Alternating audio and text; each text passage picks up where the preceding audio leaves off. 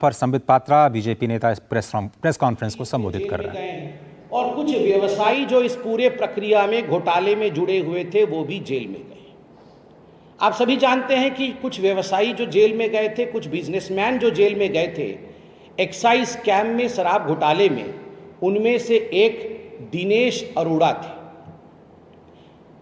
आगे चलकर दिनेश अरोड़ा ने कहा कि मैं गवाही दूंगा, मैं अप्रूवर बनूंगा। वो अप्रूवर बने और जब दिनेश अरोड़ा अप्रूवर बने तो जिस प्रकार की बातों को उन्होंने सामने रखा वो आज पब्लिक डोमेन में है। मैं जो भी कह रहा हूं अपने मन से नहीं कह रहा, मेरे पास कुछ ऐसा इंफॉर्मेशन नहीं है जो किसी और ने मुझे बताया है।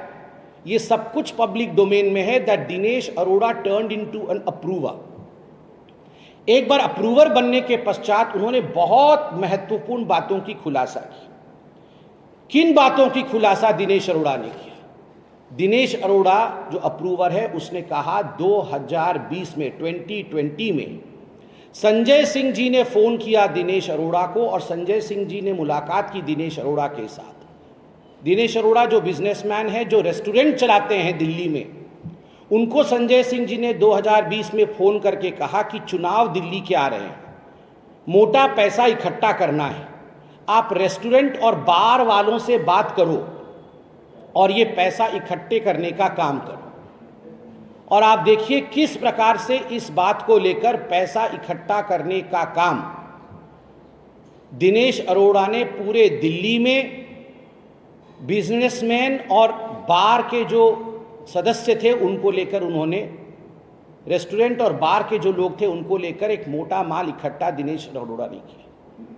और केवल संजय सिंह ही इन्वॉल्व है ऐसी बात नहीं है। संजय सिंह ने दिनेश अरोड़ा को मनीष सिसोदिया से भी मिलवाया और बाद में लाखों में पैसा कलेक्शन करके ये पैसा मनीष सिसोदिया और संजय सिंह के हवाले दिनेश अरोड़ा ने किया। बदले में क्या मिला? बदले में दिनेश अरोड़ा को क्या मिला, जिसको अंग्रेजी में क्विड प्रो को कहते हैं। आप अगर चार्जशीट पढ़ेंगे तो दिनेश अरोड़ा खुद स्वीकार करते हैं कि उनका कोई मामला एक्साइज डिपार्टमेंट में फंसा हुआ था। Some of his issues were stuck in the excise department। और बदले में दिनेश अरोड़ा ने कहा मैंने मोटा माल इकट्ठा किया है, ये पैसा मैंने मनीष सिसोदिया और संजय सिंह को दिया है संजय सिंह के कहने पर, तो मुझे इस एक्साइज के केस से निकाला जाए, मुझे इस एक्साइज के काम में मदद की जाए। मनीष सिसोदिया ने संजय सिंह के कहने पर एक्साइज के केस में मदद करते हुए दिनेश अरोड़ा को मदद दिया। तो आप सोच के देखिए किस प्रकार से एक क्विड प्रो को का मामला बनाया गया, किस प्रकार से इस विषय को एक दूसरे के लिए मदद की गई। बंधुगण, मुझे तो बड़ा आश्चर्य लगता है कि इतना बड़ा मामला होने के बाद भी जब जनवरी में एक्साइज डिपार्टमेंट ने, ईडी ने संजय सिंह के नाम को अपने चार्जशीट में दाखिल किया, चार्जशीट में लगाया, उस समय काफी हंगामा और बवाल कटा। आपको याद होगा संजय सिंह जी ने प्रेस कॉन्फ्रेंस किया था और कहा था कि ईडी ने गलती से मेरे नाम को अपने चार्जशीट में लिखा है। केवल संजय सिंह नहीं, अरविंद केजरीवाल जी ने भी कहा कि संजय सिंह ने हड़का दिया ईडी को, पैंट गीली हो गई इत्यादि इत्यादि। मगर वास्तविकता यह थी कि ईडी ने संजय सिंह जी के नाम को अपने चार्जशीट में 4 जगह लिखांकित किया था। The ED had put the name of Sanjay Singh at 4 places, जिसमें से 3 जगह सही था, 1 जगह टाइपो एरर होने के कारण नाम जुड़ गया था, जिसको कि कोर्ट में ईडी ने कहा कि 3 जगह जो संजय सिंह के नाम को लिखा गया है ये सही लिखा गया है। उसके बावजूद जिस प्रकार का ड्रामा संजय सिंह, अरविंद केजरीवाल और आम आदमी पार्टी ने किया है, यह सब आप देख सकते हैं। आपके सामने अरविंद केजरीवाल और संजय सिंह ये झूठ बोल रहे थे कि ईडी के चार्जशीट में उनका नाम नहीं था।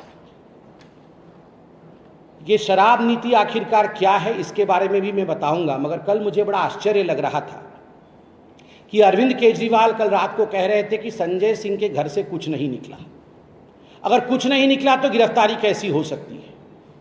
आप मुझे ये बताइए कि जो पिक पॉकेटर होता है, जो जेब कतरा होता है, जब जेब कतरा पकड़ा जाता है तो उसके घर से, उसके जेब से बटुआ निकलता है, उसके जेब से एक पर्स निकलता है।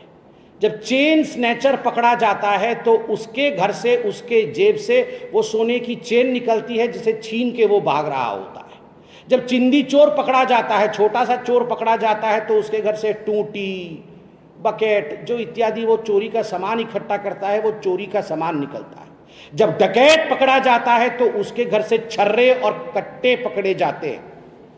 मगर जब भ्रष्टाचार का डॉन पकड़ा जाता है तो उसके घर से बटुआ नहीं निकलता, उसके घर से चेन नहीं निकलता, उसके घर से कोई चोरी का टोटी नहीं निकलता, उसके घर से छर्रे और बंदूक नहीं निकलते, उसके घर से इंक्रिमिनेटिंग डॉक्यूमेंट्स अर्थात दस्तावेज निकलता है। दस्तावेज जो कई बार मोबाइल फोन के अंदर और कई बार लैपटॉप के अंदर बंद होता है, ऐसे दस्तावेज निकलते हैं। और आज मैं सूत्रों के हवाले से कह सकता हूं, मीडिया के सूत्रों के हवाले से यह खबर है कि जिस प्रकार कल रेड हुआ संजय सिंह जी के घर में और जो दस्तावेज संजय सिंह जी के घर से निकले हैं, वो आम आदमी पार्टी के बहुत ऊपर तक पहुंच रहे हैं, इंगित बहुत ऊपर तक हो रहा है। As far as the incriminating documents that have been procured from the house and the premises of Sanjay Singh is concerned, as far as media sources are to be believed, they say that these documents are going to increment, these are going to, in fact, ये फंसाएगी, ये किसी न किसी ऐसे व्यक्ति को फंसाएगी जो आम आदमी पार्टी के चेन में बहुत बड़ा है। आज आप एक बात जान लीजिए, ये आम आदमी पार्टी ये कोई जेब कतरा नहीं है, ये आम आदमी पार्टी कोई चेन स्नैचर नहीं है, ये आम आदमी पार्टी कोई चिंदी चोर नहीं है, ये आम आदमी पार्टी कोई साधारण डकैत नहीं है, ये डॉन है, भ्रष्टाचार के डॉन।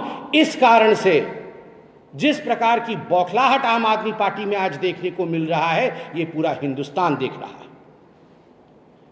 और जहां तक अरविंद केजरीवाल और आम आदमी पार्टी का सवाल है, ये जो प्रश्न बीच बीच में उठाते हैं और कहते रहते हैं कि आज इन्होंने मनीष सिसोदिया को गिरफ्तार कर लिया, आज इन्होंने फलाने को गिरफ्तार कर लिया, कल हो सकता है इसको गिरफ्तार कर ले, क्यों नहीं? Law will take its own course. और कानून में साधारणतः असेंडिंग ऑर्डर में गिरफ्तारी होती है। पहला छोटा चोर पकड़ा जाता है, उसके घर से फिर कागज निकलता है, फिर वो बताता है कि अरे मुझे तो फलाने ने बताया था। उसके बाद बड़ा चोर पकड़ा जाता है, उसके बाद थोड़ा बड़ा चोर और पकड़ा जाता है, और अंततोगत्वा सबसे बड़ा जिसके कहने पर ये सब कुछ हुआ था वो पकड़ा जाता है। इस कारण से इसमें किसी प्रकार का संदेह मत रखिए कि किसी को छोड़ा जाएगा। जो लोग इन्वॉल्व हैं इस शराब घोटाले में, क्योंकि इसमें करोड़ों के राजस्व की नुकसान हुई, करोड़ों के राजस्व का नुकसान हुआ है। जो लोग इसमें इन्वॉल्व है उनमें से किसी को भी नहीं छोड़ा जाएगा, किसी को भी नहीं बख्शा जाएगा। मुझे याद है, जहां तक ये शराब घोटाला है, 22 मार्च 2021 को नई शराब नीति, न्यू एक्साइज पॉलिसी दिल्ली सरकार ने बनाया था और 17 नवंबर 2021 को इसे लागू किया गया था। 17 नवंबर 2021। उस समय खुद अरविंद केजरीवाल जी ने प्रेस कॉन्फ्रेंस करके कहा था कि पूरे विश्व में इस प्रकार की शराब नीति कहीं नहीं होगी, राजस्व आगे बढ़ेगा, हम माला माल हो जाएंगे। पहली बार पूरे विश्व में ऐसा हुआ कि बोतलें तो ज्यादा बिकी, पैसा कम आया। ऐसा आप बताइए, दुनिया में कहीं आपने सुना है? शराब की बोतल ज्यादा बिके और पैसा और राजस्व कम आए, ऐसा पूरे विश्व में कहीं नहीं होता है। यह पहली बार पूरे विश्व में ऐसा हुआ। बंधुगण, भारतीय जनता पार्टी ने कुछ सवाल बार बार पूछे थे। आज दोबारा ये सवाल शराब नीति को लेकर, संजय सिंह को लेकर, मनीष सिसोदिया को लेकर मैं दोबारा पूछता हूं, क्योंकि संजय सिंह भी गिरफ्तार हुए। आपने पहली बार ऐसा हुआ दिल्ली में, और क्यों किया ऐसे कि कानूनी सलाह के बावजूद आपको एक्साइज डिपार्टमेंट ने कानूनी सलाह दिया था कि आप अपने पुराने शराब नीति को मत बदलिए। उसके बावजूद आपने पुराने शराब नीति को बदला। क्या कारण था आपने बदला? क्या कारण था कि मैन्युफैक्चरर के हाथ में रिटेल देना यह गैर कानूनी है, मगर आपने मैन्युफैक्चरर के हाथ में रिटेल दिया? क्या कानून था कि पहली बार हिंदुस्तान के किसी राज्य में ऐसा हुआ कि पहले शराब पे कमीशन 6% का होता, 2% का होता था, माफ कीजिएगा, पहले 2% का कमीशन होता था, उसे बढ़ा करके 12% का कमीशन किया गया और उसमें से राउंड ट्रिपिंग करके 6% आम आदमी पार्टी के ट्रेजरी में जाती थी, आम आदमी पार्टी कमाती थी। आप बताइए 2% से 12% बढ़ाने का काम, शराब नीति में कमीशन बढ़ाने का काम कारोबारियों का, प्राइवेट इंडिविजुअल्स का, ताकि ये पैसा आम आदमी तक पहुंचे, इसके पीछे मनीष सिसोदिया और संजय सिंह थे। इसलिए बेधड़क कानून अपना काम करेगी और जो लोग जनता के पैसा को शराब के माध्यम से लूटने का काम कर रहे थे उनको छोड़ा नहीं जाएगा। क्या कारण था कि 145 करोड़ 145 करोड़ रुपया ये शराब कारोबारियों का माफ किया गया, वह भी बिना किसी कैबिनेट के नोट के, बिना कैबिनेट के मंजूरी के 145 करोड़ रुपए शराब कारोबारियों का माफ किया गया। किसने इजाजत दी? अगर संजय सिंह जी और मनीष सिसोदिया इसमें रिस्पॉन्सिबल है तो क्या कानून उनको छोड़ देगी या कानून का हाथ इनके गिरेबान तक पहुंचना चाहिए? एयरपोर्ट जोन में एयरपोर्ट अथॉरिटी ने शराब के ठेके खोलने को मना कर दिया, उसके बाद 30 करोड़ रुपए एयरपोर्ट जोन के जो लाइसेंस होल्डर थे शराब की दुकानों के, उनको आपने वापस कर दिया, जबकि ये पैसा जब्त होना चाहिए था। ये 30 करोड़ रुपए जनता का आपने वापस क्यों किया अपने मित्रों को? इसका जवाब संजय सिंह दे। संजय सिंह जी से हम यह भी पूछना चाहते हैं कि आप बताइए आखिर क्या कारण था कि बिना किसी ठीक ठाक तरीके से रिसर्च किए हुए जिस शराब नीति को आप लेकर आए थे, अंततोगत्वा आपको यह शराब नीति वापस लेनी पड़ी। क्यों वापस लेनी पड़ी ये शराब नीति? अगर ये एक्साइज पॉलिसी ठीक थी तो इसे वापस लेनी क्यों पड़ी?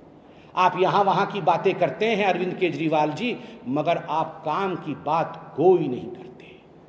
आज आप बताइए, अगर आपने काम की बात की होती, कोर्ट में जाकर आपने सही आंकड़े रखे होते, तो आपके deputy chief minister Manish Sisodia क्या आज तक जेल के अंदर होते? आप बताइए। आप तो कहते हैं कि मैं मनीष सिसोदिया जी को विश्व का सबसे अच्छा शिक्षा मंत्री मानता था, मेरे करीबी मित्र हैं। जब मनीष सिसोदिया जी गिरफ्तार हुए थे तो आप उनके घर चले गए थे, जैसे आज संजय सिंह के घर गए हैं। आप इनके घर चले गए, सब कुछ आपने किया, मगर कोर्ट में आपके पास अगर तथ्य होता तो पेश करते, तो आज सत्येंद्र जैन और मनीष सिसोदिया बाहर होते, बेल पे, कोर्ट के अंदर नहीं होते, कोर्ट के अंदर वीआईपी ट्रीटमेंट नहीं ले रहे होते। जब भी कोई आम आदमी पार्टी से चाहे राशन कार्ड बनाने के लिए पकड़ा गया हो, चाहे फर्जी डिग्री के लिए पकड़ा गया हो, चाहे भ्रष्टाचार में पकड़ा गया हो, हमेशा उन मंत्रियों के साथ अरविंद केजरीवाल पहले तो खड़े होते हैं, उसके बाद टाएं टाएं फिस हो जाता है, उसके बाद वो एक दिन नजर नहीं आते हैं। संजय सिंह जी के साथ भी यही होने वाला है, संजय सिंह जी के साथ भी यही होने वाला है। औपचारिकता निभा दी, उनके घर पे जाके प्रेस कॉन्फ्रेंस करके अब मुड़ के देखने वाले नहीं है। और याद करिए, कल अरविंद केजरीवाल जी प्रेस कॉन्फ्रेंस में कह रहे थे पीएम बौखला गए, प्राइम मिनिस्टर डर गए। अरे संजय सिंह जी, ये शेर आया ये हर दिन नहीं चलता है कहानी। जब गुजरात के चुनाव थे, गुजरात के चुनाव के समय मनीष सिसोदिया जी की गिरफ्तारी हुई थी, आप ही ने प्रेस कॉन्फ्रेंस करके कहा था कि मनीष सिसोदिया की गिरफ्तारी हो गई, 6% वोट बढ़ जाएगा, आम आदमी पार्टी जीत जाएगी। आम आदमी पार्टी प्रचंड बहुमत के साथ गुजरात में सरकार बना रही है, इसलिए मोदी जी डर गए हैं। जमानत जब्त हुई आपकी, एक सीट नहीं जीत पाए आप वहां पर। और आज फिर से वही डायलॉग, डर गए, बौखला गए। अरविंद जी, हम डरे नहीं हैं, हम बौखलाते नहीं, हमने कमर कसा है, भ्रष्टाचार को मिटाना है। और आप जैसे लोग जिन्होंने पन्ने निकाले थे कि ये देश के सबसे भ्रष्ट नेता है, जिनमें लालू प्रसाद यादव का भी नाम था, जिनमें सोनिया गांधी का भी नाम था, जिनमें राहुल गांधी का भी नाम था, जिसमें रॉबर्ट वाड्रा का भी नाम था, आज गलबहिए करते फिर रहे हैं उनके साथ अरविंद केजरीवाल जी। आपके ही शब्द थे कि ये देश के सबसे भ्रष्ट नेता हैं, उनके साथ आज घमंडिया अलायंस आप बना रहे हैं, डरे घमंडिया अलायंस।